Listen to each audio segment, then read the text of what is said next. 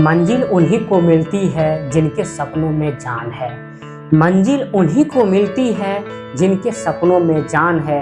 पंख से कुछ नहीं होता है मेरे प्यारे दोस्त, पंख से कुछ नहीं होता है मेरे प्यारे दोस्त, हौसलों से ही उड़ान है, हौसलों से ही उड़ान है। नमस्कार दोस्तों, मैं सुनील भरतवंशी, आप सभी का स्वागत है एनसीईआरटी मस्ती में। जैसा कि दोस्तों आप लोग जानते हैं कि ancient and medieval Indian political thought, इसमें हम यूनिट 1 पर हम चर्चा कर रहे हैं और यूनिट 1 पर ये वीडियो पार्ट 2 है। आज हम पढ़ेंगे features of Indian political thought. पिछले वीडियो में हम क्या पढ़ा है थोड़ा जान लीजिए। पिछले वीडियो में हम पढ़ा है कि भारतीय राजनीतिक चिंतन का मीनिंग क्या होता है, इस पर हम चर्चा कर चुके हैं। और सेकेंड में क्या पढ़ा है, सेकेंड में हम पढ़ाए हैं कि भारतीय राजनीतिक चिंतन का जानने का स्रोत क्या है। जैसे भारतीय साहित्य स्रोत वेद, पुराण, उपनिषद, महाकाव्य, बौद्ध साहित्य, जैन साहित्य को लेके अर्थशास्त्र, इन सब पर हम चर्चा कर चुके हैं। और दूसरा है जो क्या है, विदेशी साहित्य स्रोत, जैसे जैसे मेगास्थनीज के द इंडिका पुस्तक, इसमें भी हम चर्चा कर चुके हैं। और थर्ड है पुरातात्विक स्रोत, अभिलेख, भवन, स्तूप, इस पर भी चर्चा कर चुके हैं। आज हमको पढ़ना है यूनिट 1 के पार्ट 2, जिसका नाम है features of Indian political thought, भारतीय राजनीतिक चिंतन की विशेषता। तो भारतीय राजनीतिक चिंतन की विशेषता मुख्यतः 8 विशेषताएं हैं। कितने विशेषताएं हैं? 8 विशेषताएं हैं। ये 8 पॉइंट आपका माइंड में छप जाना चाहिए, तभी आप पेपर में अच्छे तरीके से आप लिख सकते हैं, अन्यथा आप कभी भी नहीं लिख सकते हो। तो नोट्स बनाना स्टार्ट कीजिए। क्या? नोट्स बनाना आप स्टार्ट कीजिए। तो पहला विशेषता क्या है, देखिए। पहला विशेषता है दोस्तों आध्यात्मिकता की और झुकाव। आध्यात्मिकता की और झुकाव। हमारा भारत का इतिहास आध्यात्मिकता पर ही जोड़ रहा है। मतलब क्या है? आध्यात्मिकता का मतलब क्या होता है? आध्यात्मिकता का मतलब आप पूजा पाठ, कर्म कांड, अनुष्ठान जो आप करते हो, आप सोच रहे हो कि हम आध्यात्मिक व्यक्ति हैं, ऐसा कदापि नहीं होता। आप जब आप गीता को पढ़ते हो, जब आप उपनिषद को पढ़ोगे, तो आध्यात्मिकता का अर्थ बहुत इसका बड़ा मीनिंग होता है। क्या होता है बड़ा मीनिंग?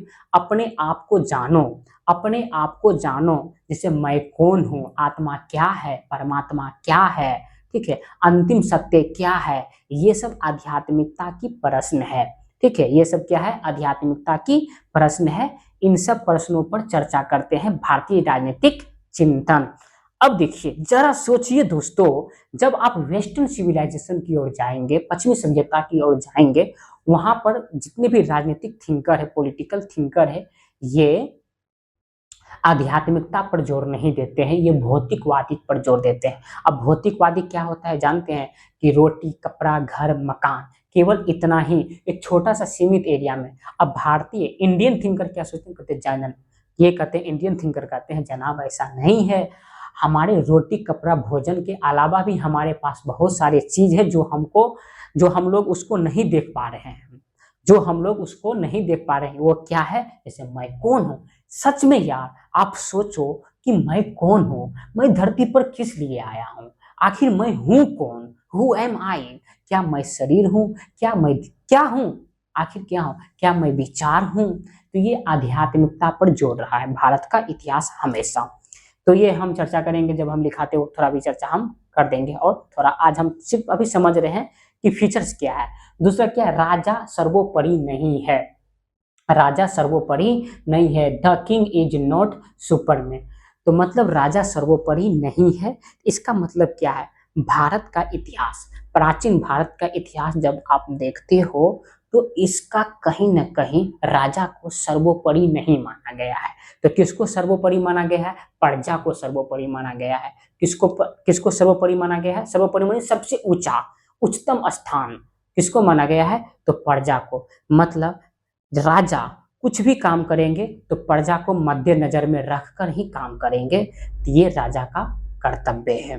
तो राजा को सर्वोपरि माना गया है। तो आप कहेंगे जी जनाब, राजा को सर्वोपरि नहीं माना गया है भारतीय राजनीतिक चिंतन की विशेषता में। ओके, क्या आप लोग समझ रहे हैं? अगर समझ रहे हैं तो बहुत अच्छा है, अगर नहीं समझ रहे हैं तो मेरा जो मोबाइल नंबर जो चलता है इस पर संपर्क हमसे कर सकते हैं, तो फिर हम आप लोगों के बीच में डिस्कशन कर सकते हैं। एक बात मैं आपको बता दूं, अगर आपका पेपर के वक्त, एग्जाम के वक्त आपको समझ में नहीं आ रहा है, आपके पास बहुत कम टाइम है, समझ में तो आ जानी चाहिए लेकिन आपके पास मान लीजिए फिर भी आपके पास बहुत कम टाइम है, तो इस नंबर पर हमसे आप संपर्क कर सकते हैं। हम आपको गारंटी के साथ कहते हैं 5 घंटा हम क्लास लेंगे आपको, 5 घंटा, मतलब ऐसे समझो थर्ड सेमेस्टर, केवल थर्ड सेमेस्टर और फर्स्ट सेमेस्टर के लिए ये, तो मतलब आप ऐसे समझो कि अगर आप कल पेपर है या परसों पेपर है, फॉर एग्जांपल आप लोग मान लीजिए कल पेपर है या परसों पेपर है, तो इस नंबर पर आप अगर आप हमसे संपर्क करते हैं तो आपको गारंटी के साथ हम कहते हैं, ये सुनील का वादा है, 5 घंटा आपको क्लास लिया जाएगा ancient and medieval Indian political thought में, या कोई भी अदर पेपर हम पढ़ाएंगे उसमें हम जो पेपर हम पढ़ाएंगे उसमें हम रिस्क ले लेंगे, ठीक है, क्योंकि आपके पास अगर कम समय है तो हम पढ़ाने के लिए तैयार हैं, या आप डीयू के कोई भी कॉलेज के स्टूडेंट क्यों ना हो, ठीक है। और थर्ड में क्या है भैया, तो राजनीति एवं धर्म का समन्वय, राजनीति एवं धर्म का समन्वय, तो कोऑर्डिनेशन बिटवीन, तो मतलब राजनीति एवं धर्म का समन्वय, मतलब राजनीति और धर्म एक दूसरे से साथ चलता है, दोनों मिला जुला रूप है। भारतीय राजनीतिक चिंतन का थर्ड विशेषता है राजनीति और धर्म एक दूसरे के साथ चलता है। थोड़ा समझिए, समझने पर थोड़ा जोर दीजिए कि राजनीति, राजनीति माने राजनीति, राज इसका मीनिंग सुनिए, राज माने स्टेट, नीति माने पॉलिसी, स्टेट के द्वारा जो भी पॉलिसी बनाएगा उसको कहते हैं राजनीति, समझ गए। तो राजनीति, अगर राजनीति, राजनीति में क्या होता है, पॉलिटिक्स में कौन लोग होते हैं, राजा होंगे और क्या होंगे, राजा, लीडर, यही सारे जो आज हम लोग क्या देखते हैं, सांसद, विधायक, ये सबको देखते हैं, मुखिया, ये सबको देखते हैं। तो ये जो राजनीति है, राजनीति हमेशा धर्म के अकॉर्डिंग चलेंगे, धर्म के मुताबिक से ही काम करते हैं, मतलब राजा कोई भी काम करेंगे तो धर्म के मद्देनजर में रखकर ही काम करते हैं। ऐसा नहीं है कि राजा ऐसा कदम उठा ले कि धर्म को हानि हो जाए, ठीक है, ऐसा कदम राजा नहीं उठाते हैं, बस इतना ही, दैट इज सिंपल। उसके बाद है चौथा, फोर्थ विशेषता में सामाजिक व्यवस्था का प्रभाव, इफेक्ट ऑफ सोशल सिस्टम, सामाजिक व्यवस्था का प्रभाव, तो सामाजिक व्यवस्था का प्रभाव आप ऐसे समझो, भारतीय समाज में, प्राचीन भारतीय समाज को 4 वर्णों में बांटा गया था, कहा जाता है, माना जाता है, ऋग्वेद के 10वां मंडल में पुरुष सूक्त में, ऋग्वेद के 10वां मंडल पुरुष सूक्त में एक विराट पुरुष है, उस विराट पुरुष से 4 वर्णों को, 4 वर्ण निकले हैं, जिससे मुंह से ब्राह्मण, वहां से क्षत्रिय और जंघा से वैश्य और पैर से शूद्र, ये जो 4 वर्णों है, तो शुरुआत में स्टार्टिंग में कर्म के आधार पर था, स्टार्टिंग में कर्म के आधार पर था, लेकिन ये बाद में जाकर ये जन्म पर आधारित हो गई, तब इनका क्रिटिसिज्म होने लगता है, ठीक है।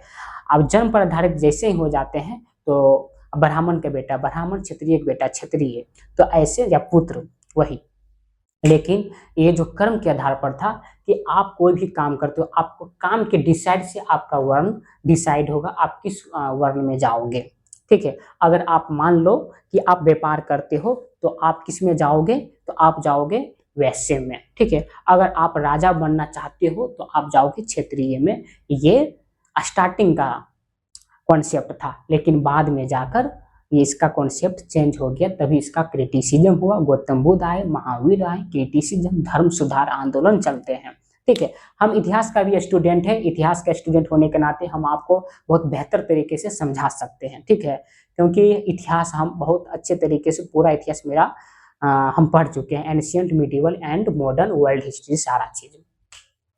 तो उसके बाद सामाजिक व्यवस्था का प्रभाव, 4 वर्णों में बांटा गया था, तो सबका अलग अलग काम दिया जाता था, ठीक है, जन्म पर आधारित हो गई थी। तो ये, अब देखिए राजा का काम क्या था, राजा का काम था, राजा कौन बनते थे, क्षत्रिय बनते थे। अब राजा का काम था चारों वर्णों को सिक्योरिटी देना, चारों वर्णों को सुरक्षा देना, क्या देना, सुरक्षा देना, बस यही काम था, दैट इज सिंपल।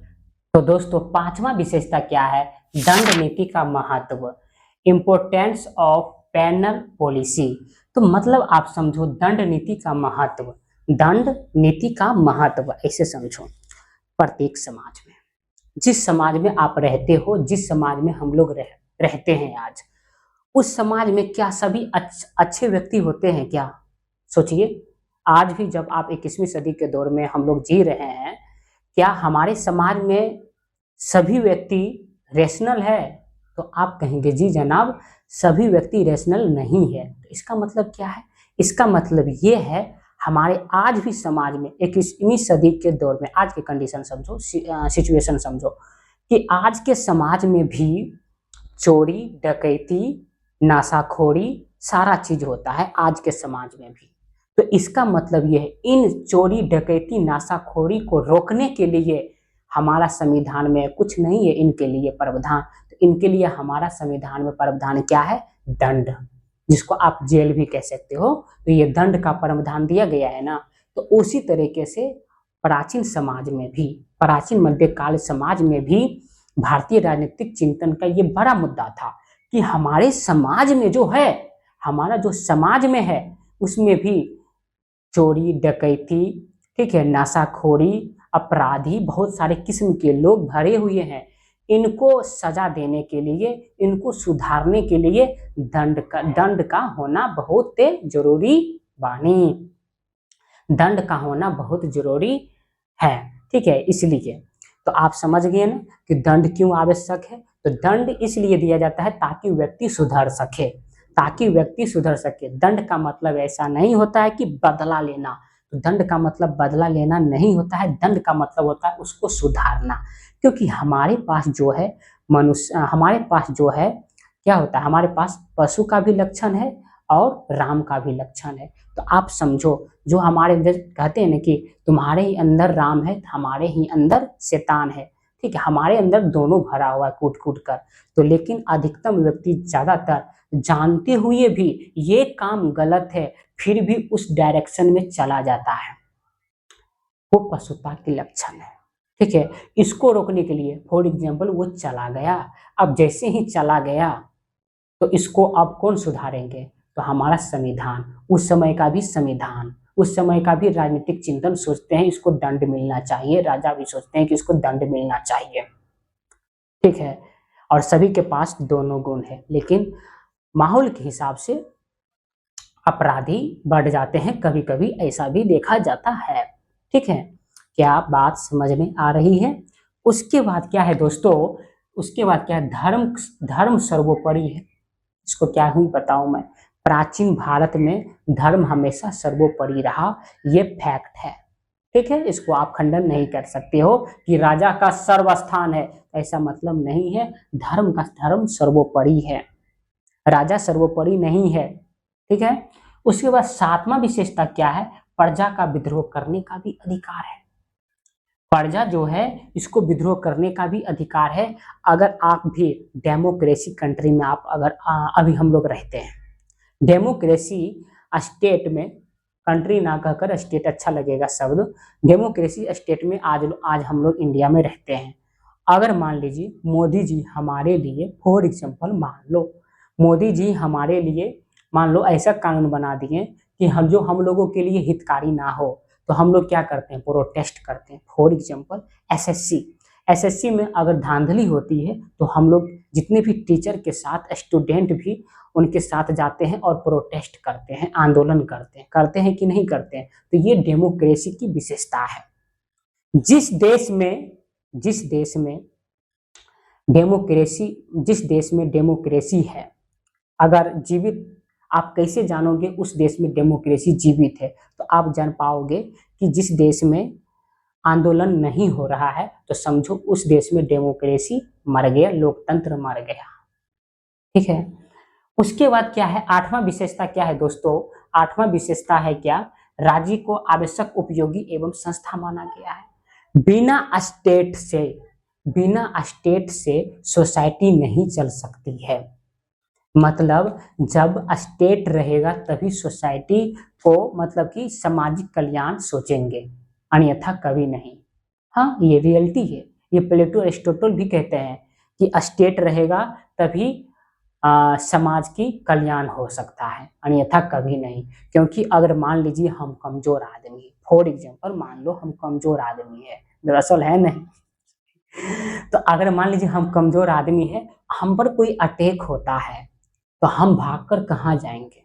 अगर मान लीजिए हम दिल्ली में रह रहे हैं, दिल्ली में आप लोगों को पढ़ा रहे हैं हम मुखर्जी नगर से, तो हम पर कोई अटैक होता है, हम भागकर कहाँ जाएंगे? हम जाएंगे प्रशासन के पास जाएंगे कि देखिए वो हमारे पीछे पड़ा हुआ है, 24 भर भर दिन पड़ा हुआ रहता है और हमको मारने का धमकी भी दिया गया है, धमकी दिया है। तो वो उसको क्या करेंगे, पुलिस क्या करेंगे, उसको पकड़कर उसको जेल में रख देंगे, उस पर कार्रवाई होगी, होगी ना। तो वो जो प्रशासन किसका भाग है भाई? स्टेट का भाग है ना। तो स्टेट हमको सुरक्षा दिया ना, स्टेट हमको सुरक्षा दिया, हम लोगों को सुरक्षा दिया है ना, दिया है, यही बात है।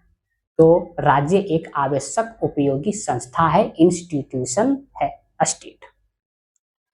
अब सबको चाहोगे आप, बस ये जो है हम 8 विशेषता बताए हैं, बस इतना ही में ही रहने देते हैं, बट नहीं, इसको मैं लिखाऊंगा, आपको 5-6 पॉइंट को लिखवा देता हूं।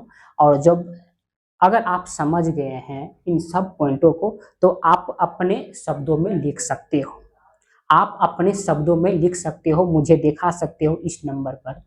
तो कैसा है कैसा नहीं है भैया थोड़ा बता दीजिए, तो हम बता देंगे माय डियर फ्रेंड्स।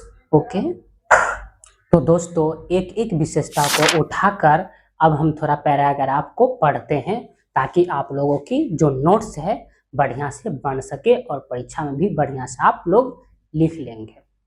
देखिए पहला विशेषता क्या था? आध्यात्मिकता की ओर झुकाव। तो भारत का जो इतिहास है, इंग्लिश मीडियम वाले थोड़ा कन्वर्ट कर लीजिएगा, आपको इंग्लिश में नोट्स चाहिए तो हमसे संपर्क कर लीजिए, बस वही नंबर जो चल रहा था, ठीक है, तो उस पर संपर्क कर सकते हैं। नोट्स के लिए वही नंबर व्हाट्सअप कीजिए, मुझे नोट्स चाहिए, और रोल नंबर बताइए, कौन सा कॉलेज से हैं आप, ये भी थोड़ा बता दीजिएगा, ठीक है। रोल नंबर ना बताए तो कोई दिक्कत नहीं, आप ये बता दीजिएगा कि डीयू के कौन सा कॉलेज से आप हो। तो भारत का जो इतिहास है सदैव आध्यात्मिकता पर ही रहा, ठीक है, चर्चा कर चुके हैं, डिस्कस कर चुके हैं, हम चर्चा ज्यादा नहीं करेंगे, अब ज्यादा समझाने के प्रयास नहीं करेंगे।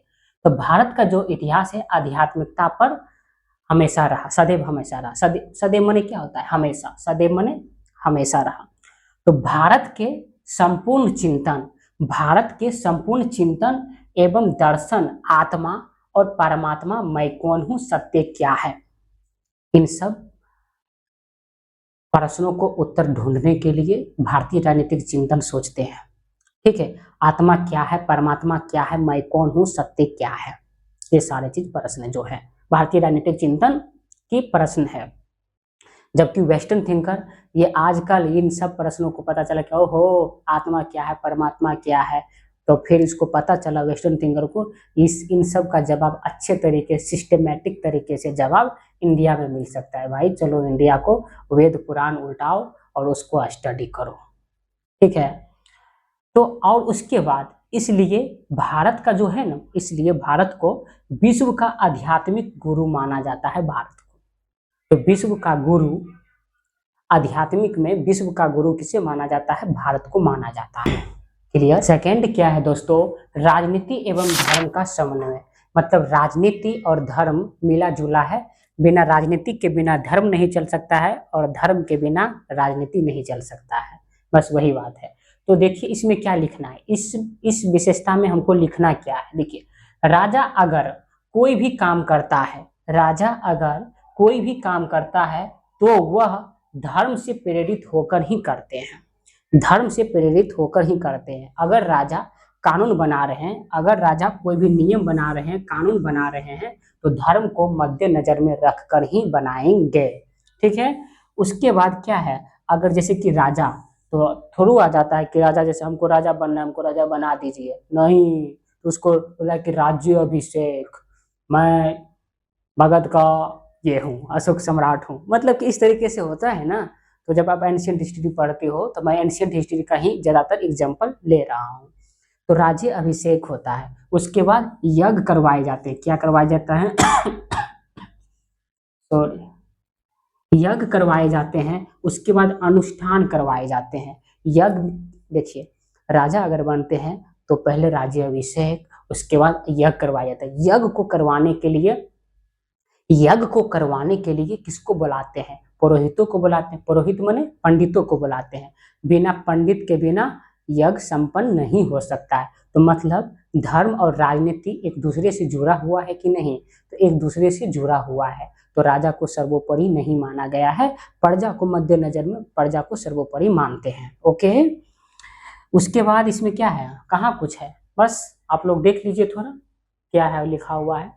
हाँ वही बोल रहा, हम बारम्बार कह रहा हूँ कि आपको नोट्स चाहिए तो मुझे व्हाट्सएप कीजिए, मैं इस कॉलेज से हूँ, मुझे नोट्स चाहिए, मुझे आपने जो पढ़ाया है उसको थोड़ा पीडीएफ के रूप में हमको शेयर कर दीजिए, तो हम शेयर आपको कर देंगे, मुझे कोई दिक्कत नहीं होगी। नेक्स्ट फीचर्स क्या है, सामाजिक व्यवस्था का प्रभाव। तो सामाजिक व्यवस्था का प्रभाव का मतलब कि जैसा कि दोस्तों आप लोग जानते हैं कि भारतीय समाज जो है 4 वर्णों में बटा हुआ था। भारतीय जो समाज है 4 वर्णों में बटा हुआ था, ब्राह्मण, क्षत्रिय, वैश्य और शूद्र। ये कॉन्सेप्ट हमको कहाँ देखने को मिलता है, साक्ष्य क्या है, आप लोग स्रोत मांगने लगेंगे, जैसे कि सोर्स क्या है, पसीना चल रहा है थोड़ा, सोर्स क्या, थोड़ा गर्मी भी ज्यादा है, सॉरी। तो ये जो है ना, सोर्स को जब आप ढूंढने लगते हो तो ऋग्वेद को आप जाओ, ऋग्वेद में के 10वां मंडल में, ऋग्वेद के 10वां मंडल, ऋग्वेद के 10वां मंडल में पुरुष सूक्त में उसमें एक विराट पुरुष है, वहां से मुंह से ब्राह्मण, बाह से क्षत्रिय, जंघा से वैश्य और पैर से शूद्र, ये 4 वर्णों की उत्पत्ति हुई है। ठीक है, तो शुरुआत में कर्म के आधार पर डिसाइड था, लेकिन बट ये उत्तर वैदिक काल में आते आते बाद में जाकर ये जन्म पर आधारित हो गई, तब इसका क्रिटिसिज्म भी होने लगता है। इतना आरामदायक से समझा रहा हूं ताकि आप लोग समझ सके। ठीक है, बात समझ में आ रही है। उसके बाद देखिए मैं वही लिखा हुआ सेम टू सेम, तो भारतीय समाज जो है 4 वर्णों में बांटा हुआ है।